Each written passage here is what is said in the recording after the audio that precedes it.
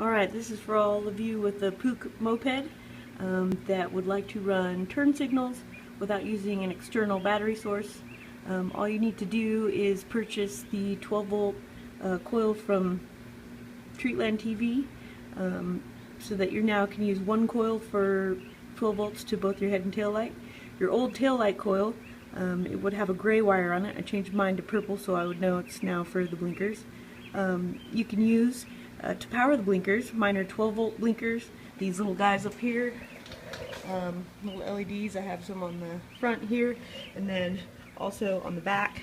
But they're plenty bright, and even at high RPMs I don't quite get over 12 volts, so I'm not blowing them out.